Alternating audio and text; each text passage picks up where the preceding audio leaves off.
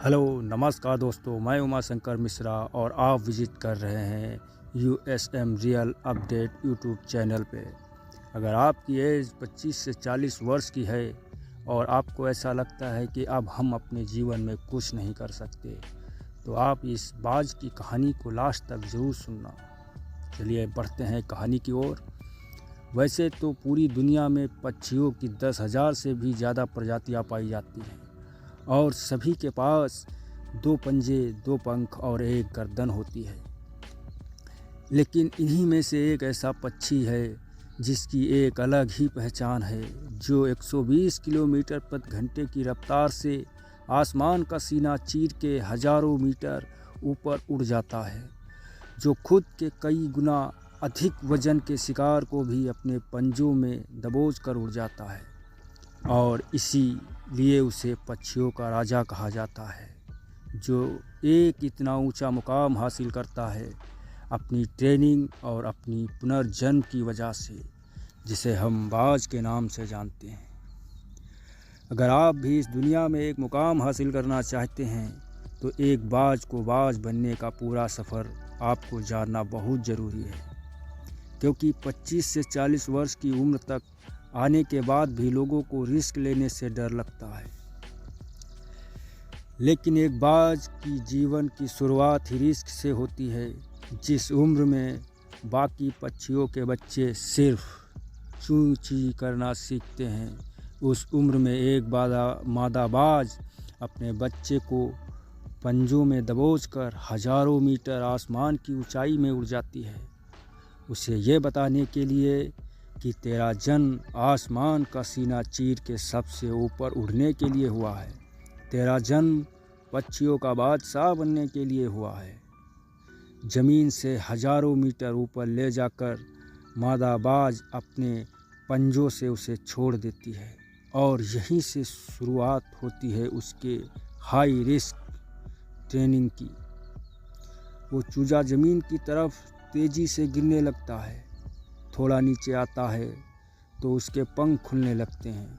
नीचे आते आते वो अपने पंख फड़फड़ाने लगता है, लेकिन वो अभी तक उड़ना नहीं सीखा।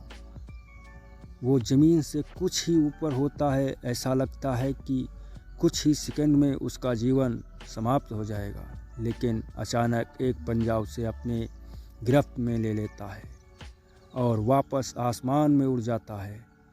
वो पंजा होता है उसकी माँ का, जो उसके पीछे उड़ रही थी। उसकी ये ट्रेनिंग तब तक चलती रहती है जब तक वो उड़ना नहीं सीख जाता। इतनी हाई रिस्क ट्रेनिंग के बाद इस दुनिया को एक बाज मिलता है, जो बारिश के वक्त सारे पक्षी आश्रय की तलाश करते हैं। तब यही बाज उस बारिश में आसमान को चीरते हुए ऊपर निकल जाता है और बादलों से कहता है, तू बरस ले, कितना बरसेगा, और फिर नीचे आकर चैलेंज करता है।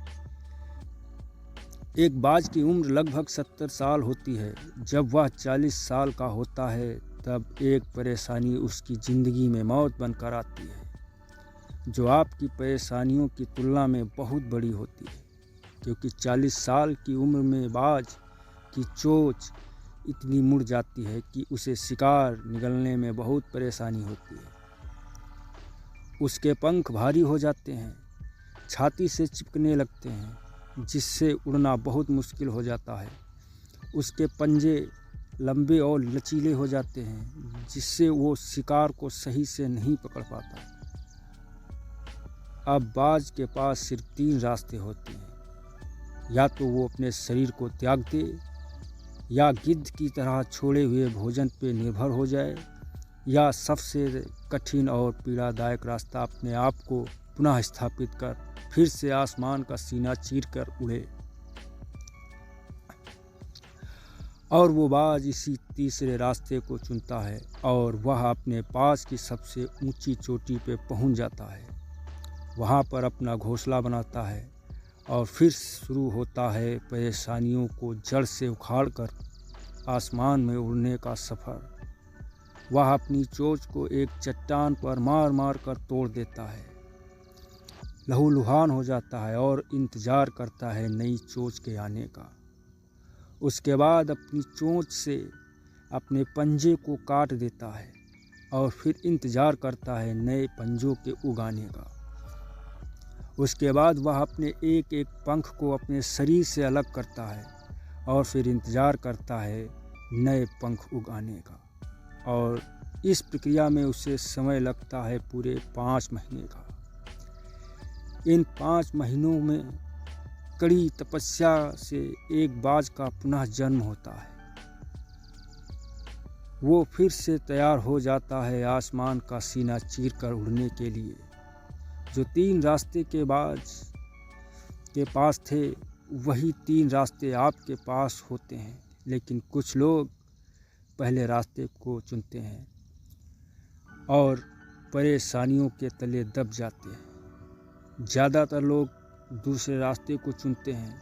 वो परेशानियों का बोझ पड़ते ही अपने लक्ष्य को छोड़कर एक नॉर्मल लाइफ जीने लगते हैं। और कुछ लोग ऐसे भी होते हैं जो इन परेशानियों को लात मारकर अपनी मेहनत के दम पर बाज की तरह आसमान की बुलंदियों को छूते हैं।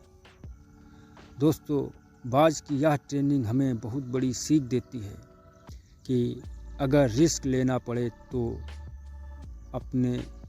तो लो और अपने फील्ड में अपने आप को इतना ट्रेंड कर लो कि उस फील्ड में आपसे ऊपर उड़ने के बारे में सोचकर लोगों के पसीने छूट जाएं। तभी आप अपने फील्ड के बादशाह कहलाओगे। अगर ये कहानी आपको अच्छी लगी हो तो आप हमारे चैनल को लाइक और सब्सक्राइब ज़रूर कीजिएगा। फिर मिलते हैं अगले वीडियो में। तब तक के लिए जय हिंद दोस्तों।